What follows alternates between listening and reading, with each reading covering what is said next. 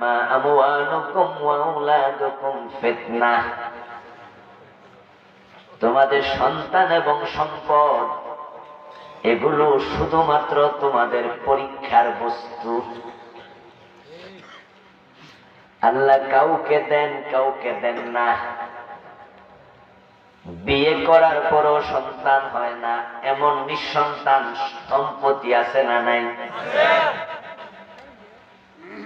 লাখ লাখ কোটি কোটি টাকা আছে কিন্তু সন্তান নাই, ঠিক না?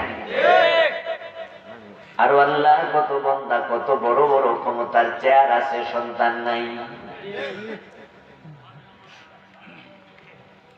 বর্তমান সরকারের মন্ত্রী, বড় মন্ত্রী, নাম বললে সবাই চিনবেন।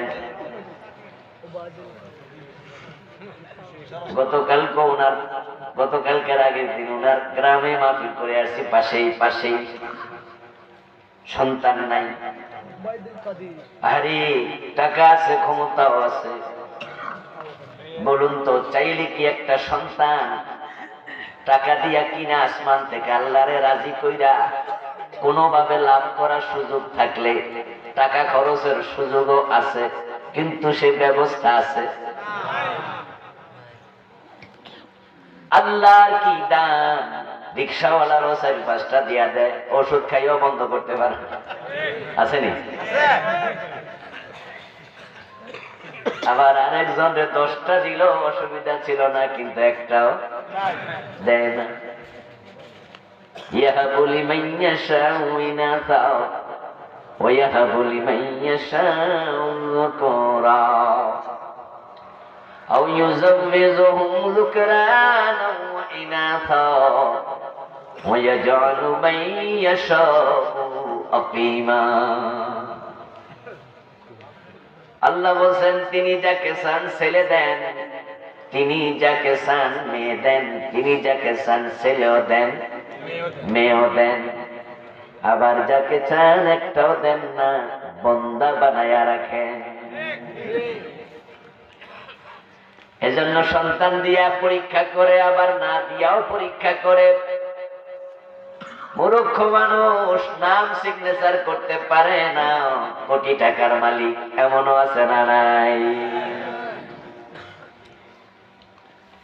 গত কয়দিন আগে এক মাহফিল করলাম এক এলাকায়, 2টা সিএনজি স্টেশনের মালিক। তো মাহফিল ওনাকে প্রধান অতিথি করছে, এলাকার ধনী মানুষ। তো দেখলাম যে পোস্টার দেখে পাবলিকের নাম পড়তে পারতেছে না। তখন আমি বুঝছি হয়তো 5-5টাও করে নাই, কোটি কোটি টাকা, নাম লিখতে পারে না। আবার পিএইচডি করে লাইছে, ইউনিভার্সিটি টিচারিও করছে, শেষ জীবনে না খাইয়া মরছে, পয়সা নাই, চিকিৎসার অভাবে মারা গেছে দুঃখে দুঃখে, এমন শিক্ষিত মানুষও আছে।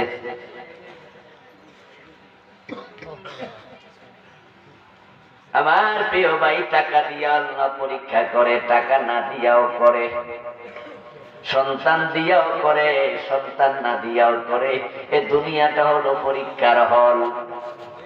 এজন্য যে অবস্থায় আছি আল্লাহর উপর ভরসা করে আল্লাহর দেয়া পরীক্ষায় পাশ করার চেষ্টা করে যাওয়া, এটাই আমাদের দায়িত্ব।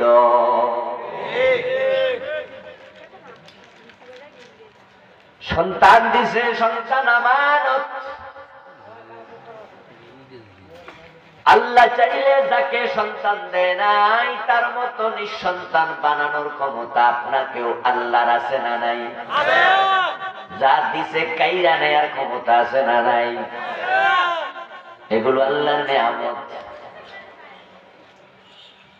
মানুষের অভ্যাস হলো, মানুষ দাঁত থাকতে দাঁতের মর্ম বোঝে না, হারাইয়া বোঝে। আমার প্রিয় ভাই, যার বিয়ের 5 বছর 7 বছর 10 বছর পরও বাচ্চা হয় না, ওষুধ খাওয়াইতে খাওয়াইতে তারপরে অনেক কষ্ট একটা পাইছে, হে বোঝে সন্তানের দাম কত, ও বোঝে মর্ম কি। আল্লাহর বড় দান সন্তান, অনুরূপ ভাবে স্ত্রী আল্লাহর বড় নেয়ামত।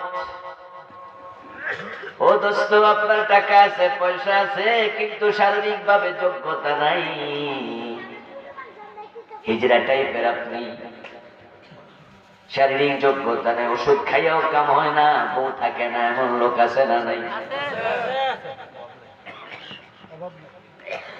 কত মানুষ চোখের পানি ছেড়ে দিয়ে আল্লাহর কাছে কাঁদে, আল্লাহ আমার স্ত্রীর কাছে আমার লজ্জা দিও না। যৌন রোগ বিশেষজ্ঞদের কাছে গেলে রেজাল্ট পাওয়া যায়, হারবাল বিভিন্ন সেন্টারে গেলে লাইন দেখা যায়। অথচ যাদেরকে আল্লাহ যৌবন ঠিক দিছে তারা অনেকে জেনার বিচার করছে। আল্লাহ চাইলে আপনাকেও তার মতো বানাইয়া রাখতে পারতেন। দিয়াও পরীক্ষা করে, না দিয়াও করে। ওই ইমানদাররা, তোমাদের কারো কারো স্ত্রী, কারো কারো সন্তান তোমাদের দুশ্মন হবে, সাবধান থেকো। আমার আল্লাহ কখনো ভুল কথা বলে না। যালিকাল কিতাবু লা রাইবা ফীহি, এটা এমন এক কিতাব যার মাঝে কোনো সন্দেহ নাই, ভুল নাই, ভুলের কোনো সম্ভাবনাও নাই, যা বলে সব ঠিক। এমন কিতাব পৃথিবীতে আর একটাও নাই। সব কিতাবের মাঝে দু চারটা ভুল আছে, বুখারী শরীফের মাঝে এক দুইটা ভুল আছে। কোরআনের মতো নির্ভুল কিতাব পৃথিবীতে একটাও নাই। বুখারী শরীফের কয়েকটা হাদিসের ব্যাপারে মুহাদ্দিসদের অভিযোগ আছে যে এই হাদিসটা ঠিক না। আমার বন্ধু মুহাদ্দিসরা বুখারীর ব্যাপারে বলে, আসাহুল কুতুব বাদা কিতাবিল্লাহ as-সাহিহু লিল বুখারী। আল্লাহর জমিনে কোরআনের পরে সবচেয়ে সহিহ কিতাব বুখারী শরীফ। আমরা বুখারীর হাদিস শুনলে চোখ বন্ধ করি, বলি ঠিক আছে, কিন্তু সেখানেও দুই চারটা ভুল পাওয়া যায়, দুই চারটা হাদিসের ব্যাপারে অভিযোগ আছে। জাস্ট বুঝার জন্য বলতেছি, সংখ্যায় খুব কম। একটা হাদিস আছে বুখারীতে, রাবী বলতেছেন, কোন এক জায়গায় আমি দেখলাম কয়েকটা বান্দর মিলে একটা মহিলা বান্দরকে দর্শন করছে। মানে কয়েকটা বাদর মিলে একটা বাদর মহিলা বাদরের উপরে যৌনাচার করছে। তারপরে অন্য কিছু বাদর আইসা ওই মহিলা বাদরটাকে পাথর মারছে। রাবী বলতেছেন, পাথর যখন মারলো তখন আমিও মারছি। ইনি হাদিসের শেষ দিকে বলেন, কারণ ওই মহিলা বাদরটা ছিল জেনাকারিনী, তাই জেনা করলে পাথর মেরে রজম করা হয়, তাই আমিও রজম করছি। মুহাদ্দিসগণ বলেন যে হাদিসটা বুখারীতে আছে কিন্তু গ্রহণযোগ্য নয়। কারণ হলো, রজমের মাসালা হলো বিবাহিত লোক জেনা করলে পাথর মারে। এখন যেই বান্দরটার মহিলা বান্দরে পাথর মারছে, এটার বিয়ে পড়াইছে কোন কাজী? তো বিয়ে যদি না হয় তাহলে পাথর মারার হুকুম আসলো কোত্থেকে? আর পাথর মারার হুকুম কি বান্দরের জন্য, কুত্তার জন্য, না মানুষের জন্য? তো শরীয়তের বিধান তো অন্য প্রাণীর জন্য নয়, রজমের হুকুম বান্দরের ক্ষেত্রে হবে কেন? এরপরের অভিযোগ, ওই বান্দর মহিলা ওর উপর যে পুরুষগুলো যৌনাচার করলো, তো পাথর মহিলা একা খাবে কেন? যে পুরুষগুলো যৌন কাজ করছে পাথর তো ওরাও খাওয়া উচিত। বিবাহ হওয়ার জন্য কমপক্ষে দুইজন পুরুষ সাক্ষী থাকা লাগে। এই বান্দরের বিয়াতে সাক্ষী আছিল কেডা? অনেক প্রশ্ন মুহাদ্দিসগণ তুলে বলেন, হাদিসটা বুখারীতে আছে, তবে হাদিসটার গ্রহণযোগ্যতা নাই। এই জাতীয় আরো কয়েকটা হাদিস আছে, দেখেন বুখারীর মতো কিতাবের মাঝে দুই চারটা হাদিস বাতিল, অথচ কোরআন এমন এক কিতাবের নাম, এখানে একটা অক্ষরও বাতিল নাই, সব সঠিক।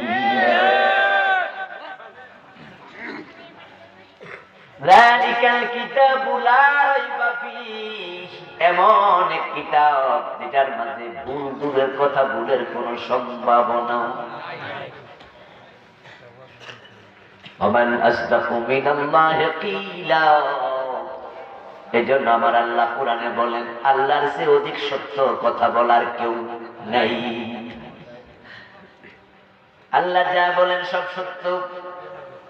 তো সূরা তাগাবুনের 14 নম্বর আয়াতে আল্লাহ বলছেন, তোমাদের কারো কারো স্ত্রী, কারো কারো সন্তান তোমাদের দুশমন হবে। তাহলে এই কথাটা মিথ্যা না সত্য? এটাও সত্য। অথচ দুনিয়াতে সন্তানের জন্যই তো আমরা কত কিছু করি। আরে মা বাবা সন্তানকে কত ভালোবাসে, মা বাবা হওয়ার আগে মানুষ বুঝবে না। ও যুবক, তোমার মা তোমাকে কত ভালোবাসে, নিজের গর্ভবতী স্ত্রীর দিকে তাকাইও, তোমার নিজের সন্তানের দিকে তাকাইও, দেখবা তোমার বউ তোমার সন্তানকে কত ভালোবাসে। তোমার মাও এত ভালোবাসা দিয়া তোমারে বড় করছে। মশারি টানানোর পরে যদি মশারির ভিতরে একটা মশা আওয়াজ করে, বাতি নিবানোর পরে মা বাবা আবার বাতি জ্বালায়। নিজের জন্য নয়, ভাবে আমার সন্তানরে কামড়ায় কিনা, এটা আগে মারো তারপরে ঘুমাও, না হয় বাবুরে মশা কামড়াবে। সন্তানকে মশায় কামড়াবে, মা বাবা এটা সহ্য করে না, এত ভালোবাসে। রিক্সাওয়ালা বাবা পরে রিক্সা চালায়, প্রতিদিন 20 টাকা 50 টাকা করে জমায়, নিজে একটা রিক্সা কিনবো। বয়স হয়ে গেছে, পেটে চেপে চেপে আর পরিশ্রম করতে পারি না। একটা ইঞ্জিনওয়ালা রিক্সা হইলে ভালো হইতো, কষ্ট কম হইতো। জমতে জমতে 30-40 হাজার টাকা জমছে। স্বপ্ন দেখতেছে আর 1-2 বছর পরেই আমি একটা রিক্সা নিজে কিনতে পারবো। হঠাৎ করে সন্তান অসুস্থ, হাসপাতালে নিয়ে গেল। ডাক্তার বলল সন্তানের হার্নিয়া, অপারেশন করা লাগবে ইমিডিয়েট, নয় হার্নিয়া ফেটে গেলে সন্তান ঝুঁকিতে পড়বে, মরে যেতে পারে। ওই রিক্সাওয়ালা বাবা অন্যের রিক্সা চালায়া জমাইছে টাকা। ডাক্তারকে বলবে, ডাক্তার আমার সন্তানের অপারেশনের ব্যবস্থা করেন। এখন মনে মনে কয়, রিক্সা কেনার জন্য টাকা জমাইছি, রিক্সা কিনলে সন্তানের চিকিৎসা হবে না। কিন্তু চোখের সামনে আমার সন্তান মরবে, এটা আমি সহ্য করতে পারবো না। নিজের স্বপ্নটাকে জবাই কইরা ওই টাকা সন্তানের জন্য খরচ করে ফেলে। সন্তান সুস্থ হইয়া হাসি দিলে মুখের দিকে তাকাইয়া সব কষ্ট নিমিষে ভুলে যায়। এই হলো বাবা। সারাদিন পরিশ্রম করে টাকা জমাই আসে, টাকা দিয়া চাল ডাল কিনে যখন বাড়িতে আসে, সন্তান বউ খায়, তখন বাবার বা আর স্বামীর কষ্ট নাই। আমার পরিবার খাইছে, ছেলে মেয়ে বউ খাইছে। এত আদর করে যত্ন করে যাদেরকে বড় করলেন, দুনিয়াতে লালন পালন করলেন, আমার আল্লাহ কয় তোমাদের সন্তান স্ত্রী হাসরের ময়দানে দুশ্মনী করবে। সাবধান সাবধান। এর মানে কি, ব্যাখ্যা কি? এর মানে হলো সন্তানকে তুমি যথাযথ মানুষ যদি না করো, আর সন্তান যদি হাসরের ময়দানে আল্লাহর হাতে ধরা খায়, তখন সে বাবার দোষ দিয়া মায়ের দোষ দিয়া হাসরের দিন নিজে বাঁচতে চাইবে। সে সেদিন বলবে, আল্লাহ আমি জাহান্নামী কেন হব? আল্লাহ বলবো তুই বেনামাজি। আল্লাহ আমি নামাজ পড়ি নাই, আমার বাবা মা নামাজ তো শিখায় নাই, আমার দোষ কি? ও আল্লাহ, তাদের কি দায়িত্ব ছিল না আমারে নামাজি বানানো? আল্লাহ সেদিন বলবে, হ্যাঁ আমার রাসূল পাঠাইছি। রাসূলুল্লাহর বক্তব্য ছিল, মুরু আওলাদাকুম বিসসালাহ ওয়া হুম আবনাউ 7 সিনিন। বয়স যখন 7 হয়, সন্তানকে নামাজের জন্য আদেশ করো। ওয়াদরিবুহুম আলাইহা ওয়া হুম আবনাউ 10 সিনিন। বয়স যখন 10 হয়, নামাজ না পড়লে শাসন করো। সন্তান তখন বলবে, আমার বাবারে মারে ডাকো। বাবা নামাজে গেছে ফজরের টাইমে শীতের মাঝে, আমি কলেজে পড়ুয়া ছেলে, স্কুলে পড়ুয়া ছেলে, আমার বয়স 18, 20, 25, ঘরে ঘুমাইছি, সাথে করে নেয় নাই। যদি বাবা নামাজি বানাইতো জাহান্নামী হতাম না। তাহলে দোষ তো আমার না, আমার বাবার দোষ। বাবারে জাহান্নামে দাও, আমারে ছেড়ে দাও। তখন সন্তান নিজে বাঁচার জন্য আল্লাহর আদালতে মায়ের বিরুদ্ধে বাবার বিরুদ্ধে মামলা দেবে। বলুন তো, আল্লাহর আদালতে যেই সন্তান মামলা দেয়, এটা আপনার দোষ তো না দুশ্মন? আমার আল্লাহ কয় কারো কারো সন্তান হবে দুশ্মন। আপনার কলেজে পড়ুয়া মেয়ে, হাই স্কুলে পড়ুয়া মেয়ে বেপরদায় কলেজে গেছে, বোরকা সিলাইয়া দেন নাই। আপনার সুন্দরী যুবতী মেয়েটা চুল ছেড়া দিয়া আসছে, লিপস্টিক দিয়া ঠোঁট সাজাইছে, চেহারা এমনি সুন্দর সেজে গুজে বের হয়েছে, বুকের মাঝে ক্রস ওড়না পড়েছে, বুকের দুই পাশ থেকে সৌন্দর্য ঠিকরে বের হয়েছে। রাস্তার পাশে দাঁড়ানো লোকেরা লোক দৃষ্টিতে তাকাইছে, যতজন তাকাইছে একটা করে কবিরা গুনাহ। আর আপনার মেয়ের একাই হয়েছে 100, 200, 500 কবিরা গুনাহ। হাশরের ময়দানে আল্লাহ বলবো বেপরদা নারী জাহান্নামে যা। মেয়ে বলবে আল্লাহ আমার দোষ কি? বাবা যদি বোরকা সিলাইয়া দিত জাহান্নামে হতাম না। বাবারে ডাকো না জাআলহুমা তাহাতা আকদামিনা লিয়াকুনা মিনাল আসফালিন। ওই বাবারে পায়ের তলায় রেখে জাহান্নামে যেতে চাই। এ সন্তান আপনার কাছে আমানত, ঠিক মতো মানুষ করেন নাই, নামাজ শিখান নাই, পর্দা শিখান নাই, হালাল হারাম শিখান নাই। বরং সন্তান ঠিক মানুষ হয়েছে অমানুষের স্টাইলে, বড় হয়েছে অমানুষ হয়ে বড় হয়েছে, চিন্তাকারী হয়েছে, ডাকাত হয়েছে, চোর হয়েছে, মদখোর হয়েছে। বাবা হিসাবে দায়িত্ব পালন করেন নাই, এমন বাবা সমাজে আছে না নাই? আমার দোস্ত, আপনার সন্তান আপনার বিরুদ্ধে আল্লাহর কাছে মামলা দেবে। নিজের পকেটের টাকা খরচ করে মেয়েটাকে নাসির স্কুলে ভর্তি করাইছে, সারেগামা ফাদা নিশা শিখানোর জন্য বাড়িতে টিচার রাখছে, প্রাইভেট গান শিখায়। এমন বাবাও আছে না নাই? মেয়ে নাটক করে, মেয়ে সিনেমা করে, বাবা মেয়েকে বাবা দেয়, ঠিক আছে চালাইয়া যাও। নিজের বউ নিয়ে বেপরদায় করে এমন স্বামী আছে কিনা? নাই। এই যে সিনেমার জগতে যে সমস্ত মহিলারা সিনেমা করে, তার মাঝে বিবাহিত নায়িকা আছে কিনা? কথা বলেন না ভাইরা? বিবাহিত নায়িকা আছে না নাই? ওদের স্বামী আছে না? তো ওই বেডি যে আরেক বেড়ার কোলে উঠতার নাচতে আছে, স্বামী কি দেখে না? মানা করলো না কেন? টাকা দরকার, টাকা লোভী, ঠিক না? টাকা দরকার, বউ দিয়ে টাকা কামাইতেছে। হাসরের ময়দানে বউ বলবে আল্লাহ স্বামীরে ডাকো, স্বামী আমাকে বাধা দেয় নাই, বরং স্বামী প্রাইভেট কাজ চালায় আমাদের পাশে বসায়া শুটিং স্পটে নিছে। আর আমি সেখানে পর পুরুষের সাথী ডলাডলি নাচানাচি কুদাকুদি করছি, সিনেমা করছি, নাটক করছি। আমার স্বামী বৈশা বৈশা দেখছে, মাঝে মাঝে হাত তালি দিয়ে কইছে দারুণ হয়েছে। এই স্বামী যদি সেদিন বাধা দিত, আমি নায়িকার হতাম না, ছেড়ে দিতাম, আজকে জাহান্নামী হওয়া লাগতো না। স্বামীরে ডাকো না জাআলহুমা তাহাতা আকদামিনা, আজকে পায়ের তলায় রেখে জাহান্নামে যেতে যাই। আপনাদের কারো কারো স্ত্রী আছে বেপরদায় স্কুলে যায়, টিচার, হাসপাতালে চাকরি করে, নার্স। আপনার বউ ব্যবসা করে, বিভিন্ন জায়গায় যায়, বাজারে কাপড় চোপড় কিনতে যায়, অফিস আদালতে যায়, পর্দা করে না, বেপরদায় যায়। আপনি স্বামী, আপনি বাধা দেন না। এই স্বামী আজকে স্বামী, আখেরাতে হবেন আসামি। ইন্না মিন আজওয়াজিকুম ওয়া আওলাদিকুম আদুওয়ান লাকুম ফাহযারু। সাবধান! বাংলাদেশের লোকেরা সন্তান যদি ভালো হয় তাহলে এক সন্তানের কারণে বাবা মা নূরের তাজ পাবে, এই ওয়াজ অনেক শুনছে। কিন্তু খারাপ সন্তানের মামলার আসামি হবে, এই ওয়াজ বাংলাদেশে কম হয়। নূরের তাজের আশায় সবাই করে, কিন্তু পায়ের তলায় যাবে সেটা অনেকে ভুলে বসে আছে। হ্যাঁ বন্ধু, নূরের তাজ পাবে, এটা হাদিসে আছে।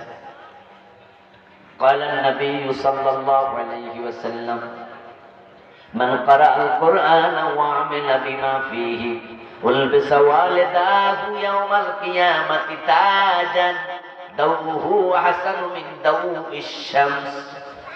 প্রিয় নবীজি বলছেন, যে ব্যক্তি আল্লাহর কোরআন পড়বে এবং কোরআনের আলোকে আমল করবে, পড়লেই হবে না, আমলও করতে হবে।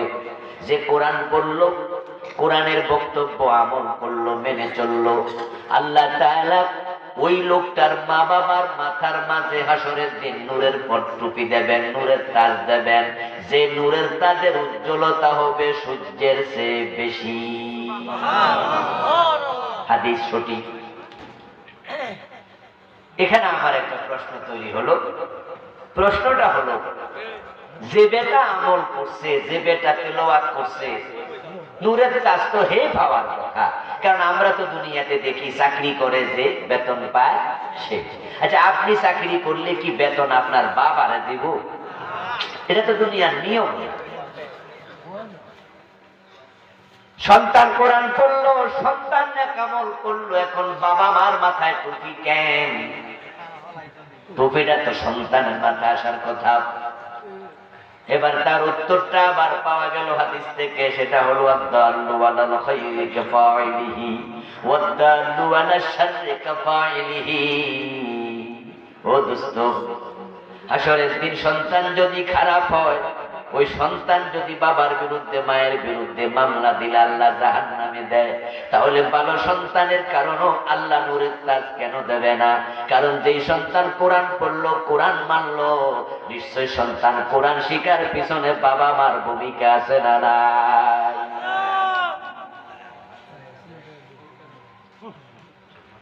আচ্ছা, আমার বাবা যদি আমার প্রাইমারি স্কুলে পড়াইয়া, তারপরে হাই স্কুলে পড়াইতো, তারপরে কলেজ থেকে মেডিকেলে ভর্তি করতো, তাহলে আমি কি হুজুর হইতাম না ডাক্তার হইতাম? আমার যদি প্রাইমারি, হাই স্কুল, কলেজ, তারপরে ঢাকা বিশ্ববিদ্যালয়ে ভর্তি করতো, আমি হুজুর হইতাম না স্যার হইতাম? তো আজকে যে আমি কোরআন পড়ছি, কোরআন পড়াচ্ছি, কোরআন শিখাচ্ছি, কোরআন মানার চেষ্টা করছি, আমার বাবা মাদ্রাসায় দিছে, তাই তো নাকি? তাহলে বাবার ভূমিকা, মায়ের ভূমিকা আছে না নাই? ভালো করলে পুরস্কার, খারাপ করলে তিরস্কার।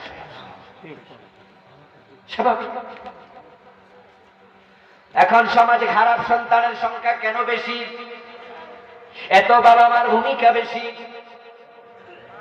ভালো সন্তান চাইলে পাওয়া যায় না। ও বন্ধু, ইন্নাকা লা তাজনি মিনাশ শামসি লি'নাব, বিখ্যাত আরবি প্রবাদ। বাংলা অর্থ হলো, কাঁটাযুক্ত গাছ রোপণ করে আঙ্গুর ফল আশা করতে পারো না। জাম গাছ লাগাইলে আম হয় না, তাল গাছ লাগাইলে কাঁঠাল ধরে না, ধান লাগাইলে গম হয় না, পাট লাগাইলে সরিষা হয় না। গাছ লাগাইছো যেটা, ফসল পাবে সেটা। ভালো সন্তান চাইলে মা বাবা সন্তানকে ভালো করে মানুষ করতেই হবে। ভালো জায়গায় না দিলে সন্তান মানুষ হয় না।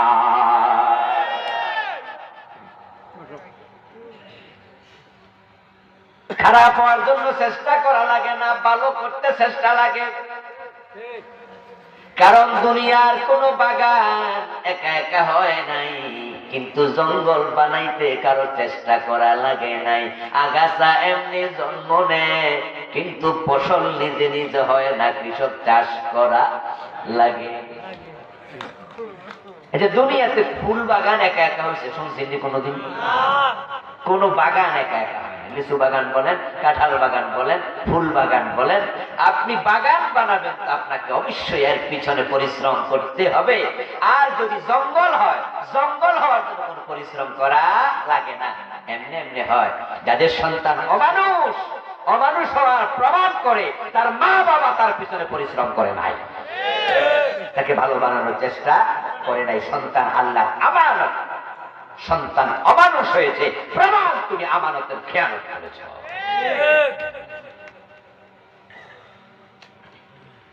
আমার বন্ধু, আজকের পৃথিবীতে যত খারাপ সন্তান আছে, খারাপ মানুষ আছে, চোর আছে, ডাকাত আছে, মদখোর, ছিনতাইকারী, দর্শনকারী, খুনি আছে না?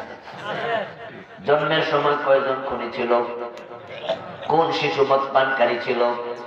কোন বাচ্চা ছিনতাইকারী হিসাবে পৃথিবীতে এসেছিল, তো তার কে দর্শনকারী বানালো, কে খুনি বানালো, কে ছিনতাইকারী বানালো? নিশ্চয় এর পিছনে বাবা মা, দেশ, রাষ্ট্র, পরিবেশের প্রভাব আছে।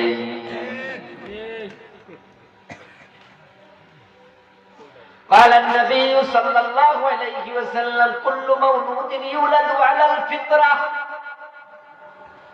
ও দুনিয়ার মানুষ শোনো, প্রত্যেকটা মানব শিশু ফিতরতের উপরে জন্মগ্রহণ করেছে। কোন সন্তান হিন্দু হইয়া, বৌদ্ধ হইয়া, খ্রিস্টান হইয়া জন্মগ্রহণ করে নাই।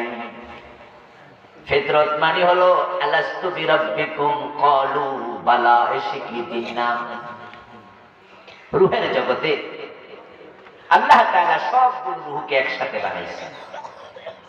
বানিয়ে রূহগুলোকে আল্লাহ তাআলা প্রশ্ন করেছিলেন, আলাস্তু বিরাব্বিকুম, এই রূহেরা, আমি কি তোমাদের প্রভু নই? ক্বালু বালা। রূহগুলো জবাব দিয়েছিল সমস্বরে, হ্যাঁ আপনি আমাদের রব, প্রভু, আমরা আপনার গোলাম। আল্লাহর সাথে পরিচয় পর্ব শেষ। রূহগুলোর স্বীকৃতি আল্লাহ নিলেন, রূহের জগতে রেখে দিলেন। তারপরে আবার সেখান থেকে আস্তে আস্তে করে দুনিয়াতে রূহগুলো আসতে থাকলো। আপনি এবং আমি মায়ের পেটে আসলাম। প্রথম 40 দিন ছিলাম পানি বীর্য, দ্বিতীয় 40 দিন রক্ত, তৃতীয় 40 দিন মাংসপিণ্ড, 340 120 দিন যাওয়ার পর আমাদের দেহ তৈরি হলো। তারপর আল্লাহ তাআলা রূহ পাঠালেন রূহের জগৎ থেকে। আমরা মায়ের পেটে সেবার নড়াচড়া শুরু করলাম। ওই রূহটার মাঝে আলাস্তু বিরাব্বিকুম ক্বালু বালা, সে প্রভাবটা ছিল। ঠিক সেটা নিয়ে মায়ের পেট থেকে বের হয়েছি। আমাদের কলবের মাঝে কোনো গুনাহ ছিল না। ছিল কোন গুনাহ ছিল? নিষ্পাপ। হিন্দুর বাচ্চা, ইহুদির বাচ্চা, মুসলমানের বাচ্চা, সব বাচ্চা একরকম নিষ্পাপ। কুল্লু মাউলুদিন ইউলাদু আলাল ফিতরা। এটা হলো ফিতরাতের এক অর্থ। ফিতরাতের আরেকটি অর্থ হলো সত্য গ্রহণ করার মতো একটা সফট মাইন্ড, একটা কোমল হৃদয়। ফিতরাতের একটি অর্থ হলো নিষ্কলুষ কলব, গুনাহীন কলব, কোনো গুনাহ নাই। এই অবস্থায় এসেছে। সব মানুষগুলো মাসুম বাচ্চা, সব নিষ্পাপ। এখন তারে হিন্দু বানাইলো কে, ইহুদি বানাইলো কে? এবার রাসূল বলতেছে, শোনো, ফাবুয়াহু ইউহাব্বিদানিহি আও ইউনাসসিরানিহি আও ইউমাজ্জিসানিহি। তারপরে তার মা বাবা তারা ইহুদি বানাইছে, খ্রিস্টান বানাইছে, অগ্নিপূজক বানাইছে। সে জন্মের সময় ইহুদি খ্রিস্টান ছিল না। ক্বালু বালা, এই চিন্তার উপরে সে ছিল। এখন যেই বাবা ইহুদি বানাইছে, খ্রিস্টান বানাইছে, মা বানাইছে ইহুদি খ্রিস্টান মূর্তি পূজক, ওই মা বাবার দায় এড়াবে কেমনে? কারণ তারা চাইলে তো তাকে নামাজি ভালো মানুষও বানাইতে পারত। আল্লাহর হাবিবের এই হাদিসটা কতটা সত্য আমরা তো নিজেরাই চোখে দেখি। যে মা নামাজি, বাবা নামাজি, দেখবেন যে বাচ্চার বয়স 3 বছর 2.5 বছর, হাঁটতে পারে, চলতে পারে, কিন্তু নিজের পোশাক এখনো নিজে পরতে পারে না। গোসল কইরা বাইরেছে, সে লেঙ্গা লেঙ্গা দৌড়াচ্ছে, ছোট মানুষ। তার মা নামাজে খাড়াইছে, দেখবেন যে ওই বাচ্চাটা মায়ের পাশে গিয়া ল্যাংটাই রুকু সিজদা শুরু করে। এরকম কি দেখা যায়? হ্যাঁ, আপনি নামাজে খাড়াইছেন, দেখবেন আপনার পিচ্চি বাচ্চা সে আপনার পাশে দাঁড়ায় এমনি চাইবে। আপনি ঠোঁট নাড়েন, সেও ঠোঁট নাড়বে। আপনি সিজদা দেন, সেও সিজদা দেবে। আপনি নামাজি, আপনি ভালো মুমিন, সন্তান আপনাকে দেখে দেখে মুমিন হয়ে যাবে। যেই মাটা মূর্তি পূজক, নামাজি না, হিন্দু, দুর্গার কাছে গিয়ে নমো নমো করে, ওই পিচ্চি বাচ্চাটাও মাকে দেখে দেখে মূর্তি পূজা শিখে মুশরিক হয়ে গেছে।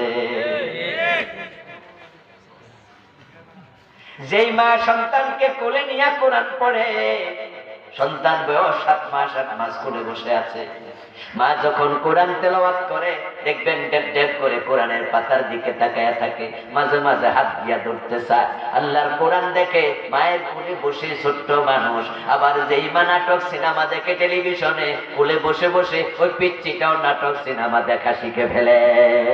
তাহলে কোরআন শিখাইলো যে, নাটক শিখাইলো সে, মুশরিক বানাইলো যে, মুমিন বানাইলো সে। তাই সন্তান বড় হওয়ার হওয়ার পিছনে মা বাবার প্রভাব থাকে সবচেয়ে বেশি।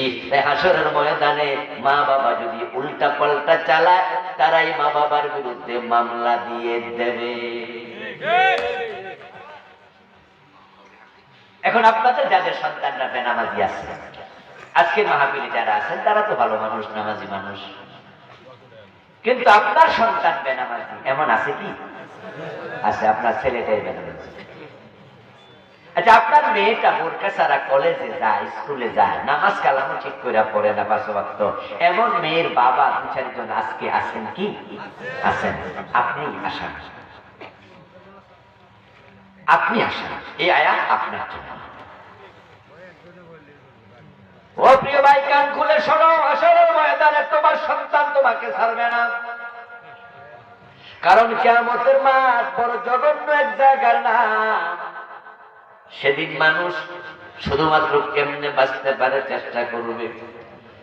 যে আয়াত পড়লাম, এই আয়াত যে সূরা, সূরার নাম তাগাবুন। তাগাবুন শব্দের অর্থ ধোঁকাবাজি, প্রবঞ্চনা, প্রতারণা। এই সূরাকে আল্লাহ এই নাম দিছে কেন? কিয়ামতের অনেকগুলো নাম আছে। ইয়াউমুল হাসর, ইয়াউমুল কিয়ামা, ইয়াউমুত তানাদ, ইয়াউমুদ্দিন, ইয়াউমুত তাগাবুন, অনেক নাম।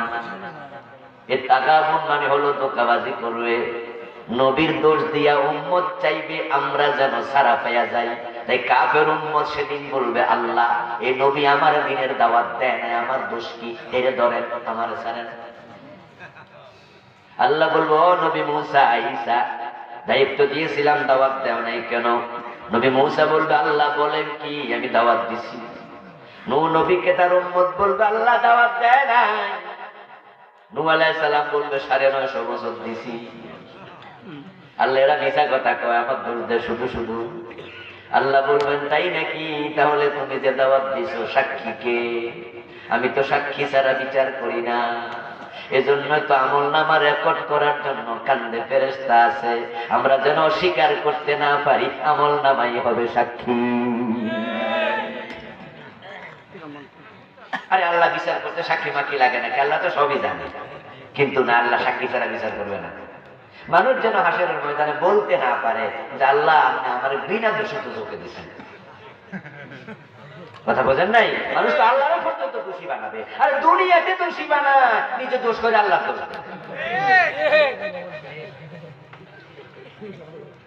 আর রেজাল্ট ভালো হলে কি করে জানেন? রেজাল্ট ভালো হলে কয় যে আমি পড়ছি, প্রতি টিচার রাখছি, প্রতি সাবজেক্টের জন্য এমন পড়ছি তেমন পড়ছি, এই জন্য আমি গোল্ডেন এ প্লাস পাইছি। পরের বার যখন খারাপ করছে, তার দিন খারাপ, তার দিন লিখছে কেন? তো দোষটা কারে দিল? আচ্ছা, গতবার যে ভালো প্রশ্ন করতে পারলাম না, তাকদির ভালো। গতবার তাকদিরওয়ালার কথা মনে নাই, আবার এবার তাকদিরওয়ালার কথা ভালো করে মনে হয়। ফেল করলে তাকদিরওয়ালার। আল্লাহ বলবে, ও নবী আপনার সাক্ষী কে? তখন নবীগণ বলবেন, আমরা দিনের দাওয়াত দিছি, আমাদের সাক্ষী উম্মতে মুহাম্মাদী। সুবহানাল্লাহ পড়ে। وكذلك جعلناكم أمة وسطا لتكونوا شهداء على الناس। আল্লাহ কোরআনে বলছে, উম্মতে মুহাম্মাদীকে আমি অন্যান্য মানুষের জন্য সাক্ষী বানাইছি। সুবহানাল্লাহ। আপনার অনেক নাম, অনেক সম্মান, উম্মতে মুহাম্মাদী আমাদের সাক্ষী। উম্মতে মুহাম্মাদীকে আল্লাহ তাআলা ডাকবেন, আবু বকর কোথায়, ওমর, ওসমান কোথায়? ভালো ভালো মানুষদেরকে ডাকবেন। নবী নূহ, নবী মুসা, ঈসা তোমাদের সাক্ষী মানতেছে, ওরা নাকি দিনের দাওয়াত দিছে, তোমরা নাকি জানো। আবু বকর, ওমর, ওসমান এই জাতীয় ভালো মানুষেরা এসে বলবে, আল্লাহ ঠিক বলতেছে, নবীরা দাওয়াত দিছে, উম্মত গুলো মিথ্যা কথা বলছে। উম্মতেরা আবার বলবে, আল্লাহ এই মুহাম্মদের উম্মত তো তখন জন্মই নেয় নাই। আবু বকর, ওমর, ওসমান যাইসা নূহ নবীর পক্ষে সাক্ষী দেয়, এটা কি তোর আইসি নবী দুনিয়া? এই দুনিয়া দিতেছি। আল্লাহ তখন বলবে, কথা তো ঠিক, তোমরা তো জন্মই নিছো আরো পরে, তো তোমরা কেমনে জানো? উম্মতে মুহাম্মাদী বলবে, আমাদেরকে জানাইছে নবী মুহাম্মাদুর রাসূলুল্লাহ সাল্লাল্লাহু আলাইহি ওয়াসাল্লাম নিজে। আল্লাহ নবী মুহাম্মদকে ডাকবেন, ওয়াকুনার রাসূলু আলাইকুম শাহীদা, ও নবী মুহাম্মদ, আপনি কি এগুলো উম্মতকে শুনাইছেন নাকি? মূসা দাওয়াত দিছে, ঈসা দাওয়াত দিছে, নূহ দাওয়াত দিছে, মাইর খাইছে। কই যে হ্যাঁ আল্লাহ, আমি তো আপনার কোরআন থেকে শুনাইছি, আপনি নিজেই তো কোরআনে এগুলো বলেছেন। সুবহানাল্লাহ। এবার আল্লাহ বলবে, এই মিথ্যুক উম্মত, নবীর দাওয়াত মানুষ নাই, উল্টা দোষ দেশ, প্রতারণার জায়গা পাস না। দেখেন হাসরের ময়দানে তো কঠিন জায়গা, নবীরে পর্যন্ত ফেসে ফেলাইতে চাইবো কাফের উম্মত, ফিরে ফেসে ফেলাইবো মুরিদ, নেতারে ফেসে ফেলাইবো কর্মী। সাবধানে থাকেন কিন্তু, মা বাবারে ফেসে ফেলাইবো পোলা মাইয়া, স্বামীরে ফেসে ফেলাইবো বই। হ্যাঁ, কোরআন যখন ধরা পড়ে যাবে কর্মী নেতার কথা শুই না, পাবলিকের বাড়ি ভাঙছে, গাড়ি ভাঙছে, বাড়ি দোকানে আগুন লাগাই দিছে, নেতা কইছে ফিরা, তাই নেতার কথা শুই না বাইরে সোজা বানাই লাইছে। এমন কিছু কর্মী বাংলাদেশে আসেনি। এবার যে নির্বাচন হলো, এটা তো বিরোধী দল ছাড়াই তো নির্বাচন, একপক্ষীয় নির্বাচন হয়েছে না, শান্তিপূর্ণ নির্বাচন। কারণ অশান্তি করার লোক নাই, কবরস্থানের মতোই শান্তি, ঠিক না? যখন কবরস্থানে লোক আছে কিন্তু আওয়াজ করার লোক নাই, একবারে শান্তিপূর্ণ নির্বাচন। যাই হোক হচ্ছে যেটা, কিন্তু এই নির্বাচনে কুমিল্লার একটা থানা রাতের 8টা সাড়ে 8টা বাজে এমপির নাম ঘোষণা করছে নির্বাচন কমিশন, যে অমুক এমপি। তো ওনারা নিজেরাই দুজন প্রার্থী ছিল একই দলের। তোমাক এমপি শুনাই হের লোকেরা যাইয়া যে প্রতিপক্ষ হের দোকান বাড়ি বাইয়া